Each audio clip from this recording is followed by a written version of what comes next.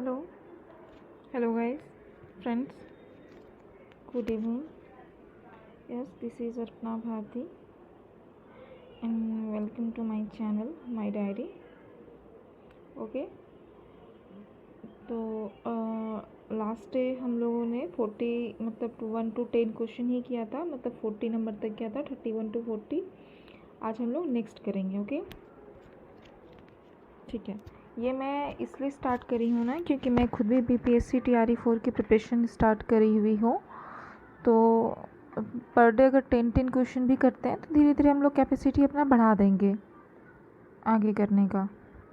तो अभी स्टार्टिंग में हम लोग 10 से ही स्टार्ट किए हैं. ठीक है, तो आप लोग माइंड में ही रिवाइज कर लो कुछ क्वेश्चन. जैसे एक क्वेश्चन हम लोगों ने किया था कि UPI इस्तेमाल करने और UPI ऐप इस्तेमाल करने वाला कौन सा देश बना था अभी रिसेंट में, फरवरी 2024 में. तो वो बना था कौन सा, रिमाइंड करो. Yes, Mauritius. ओके ओके, चलो नेक्स्ट हम लोग करें 41. सॉरी, इसरो द्वारा 2024 में अंतरिक्ष यात्रियों सहित भेजने वाले अंतरिक्ष यान का नाम क्या था. ठीक है, तो ये 2024 में भेजा गया था कुछ एस्ट्रोनॉट्स के साथ. तो उनका नाम था गगनयान. ठीक है, इसके बारे में आप पढ़ लो थोड़ा कि इसरो बहुत ज़्यादा क्या बोलते हैं, यहाँ से हम लोगों का बहुत सारा हम लोगों को मिशन वगैरह लॉन्च होते रहता है. तो ये गगनयान नाम का मिशन, गगनयान नाम का लॉन्च किया गया था. ठीक है, ठीक है, हाँ.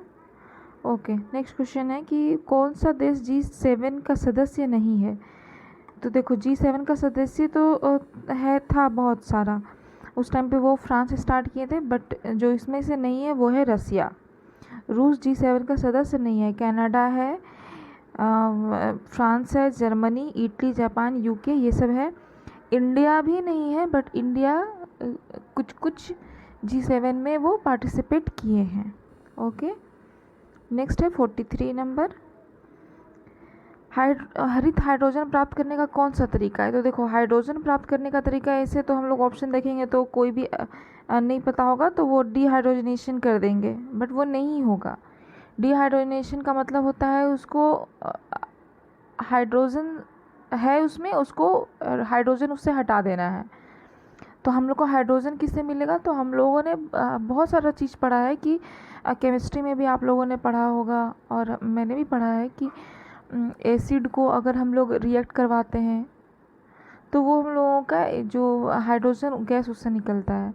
तो हम लोग इसी में से एक प्रोसेस है इलेक्ट्रोलिसिस प्रोसेस, जिसमें कि कुछ एक कंटेनर में हम लोग कुछ सॉल्यूशन डालते हैं, उसमें 2 रोड डालते हैं, फिर उसमें इलेक्ट्रिसिटी हम लोग करंट पास करवाते हैं, जिसके ये में क्या होता है कि वहाँ पे करंट फ्लो होने के कारण हाइड्रोजन गैस प्रोड्यूस होता है और वो हाइड्रोजन गैस को हम लोग कलेक्ट कर लेते हैं. तो इस प्रोसेस को हम लोग बोलते हैं electrolysis process. Okay, I am sorry. Next question है 44. कौन सा तकनीक मृत को पुनर्जीवित दिखा सकती है. आप खुद सोचो ना. देखो, चैट बोट में तो हम लोग नॉर्मली चैट करते हैं. ठीक है, डीप फेक तो ये नहीं शायद हमको नहीं पता है इसमें क्या होता है, बट AI जो है वो AI हम लोग AI के थ्रू कुछ भी कर सकते हैं. कुछ भी, आजकल तो AI से कुछ भी हो सकता है. मरे हुए को जिंदा, जिंदा को मरे हुए बना सकते हैं, बच्चे को बड़े बना सकते हैं. तो वो सारा चीज़ जो होता है वो AI के थ्रू ही होता है. Okay okay, next question 45. हाँ, 2024 के जीवित सूचकांक आकलन में कौन सा देश भारत से बेहतर है. तो देखो, भारत से बेहतर एक इधर न्यूज़ आया था ना कि हाँ, वो एग्ज़ाम में भी दे दिया है. 2024 के जीवित सूचकांक आकलन में भारत से बेहतर जो है वो बांग्लादेश भी है और एक और था नाइजीरिया भी है. ठीक है, जैसे कि हम लोगों को पता है नाइजीरिया को 86 स्थान मिला हुआ है, बांग्लादेश को 117 और इंडिया जो वो 118 नंबर में और पाकिस्तान जो है 121 नंबर में है.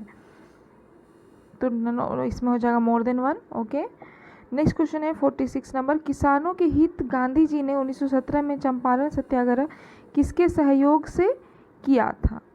तो किसके सहयोग से किया था? तो ये किए थे राजेंद्र प्रसाद के सहयोग से, ठीक है। लेकिन जो लाने में था, जिनका हाथ लाने में था कि जो फर्स्ट टाइम वो वेस्ट बंगाल मिलने के लिए गए थे, वो थे राजकुमार शुक्ल। बट जो वहाँ पे चंपारण सत्याग्रह बिहार लाने में जो हाथ था वो था राजकुमार शुक्ल का। बट जो पूरा जो सत्याग्रह हुआ, चंपारण सत्याग्रह 1917 में, वो हुआ था राजेंद्र प्रसाद के सहयोग से। और भी कुछ है। अब है चंद्रमा सदृश से कौन सा ग्रह है, मतलब which is the moon like planet. Planet के जैसा मून के जैसा कौन सा प्लैनेट है? तो मून के जैसा प्लैनेट है बुध, ठीक है। क्योंकि आकार में भी हम लोग का आई थिंक वो छोटा होता है इस वजह से। और वही लिखा हुआ है कि ग्रहों का मात्र बुध तथा शुक्र को दिखने वाली कलाएं होती है, इस प्रकार कलाएं चंद्रमा में भी पाई जाती हैं। 48 नंबर है, जीवाश्म के आधार पर मानव उत्पत्ति केंद्र कौन सा है? तो ये होगा central Asia, rift valley of Africa, ये हो जाएगा। अच्छा, ये रिफ्ट वैली ऑफ अफ्रीका।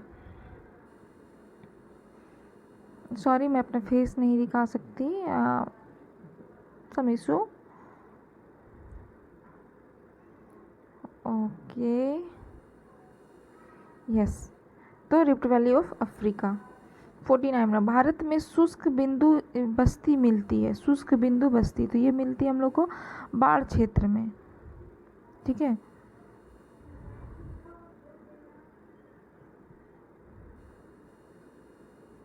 अब जाओ 50 नंबर, धान का उत्पादन सर्वाधिक कौन सा केंद्र कहाँ पे होता है?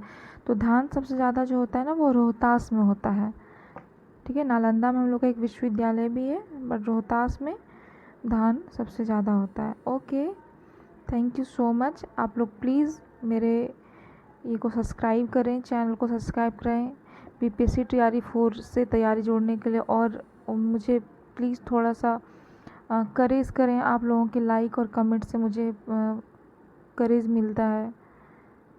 और मैं कुछ डालते रहूँगी, अभी टाइम वैसा नहीं मिल पा रहा है क्योंकि मैं भी प्रिपरेशन कर रही हूँ। अभी इवनिंग टाइम है तो मैं कर ले रही हूँ। अभी जस्ट मैंने इवनिंग का क्या बोलूँ, स्नैक्स खाया है। Okay, thank you so much. Please do subscribe and like, please please please. Thank you.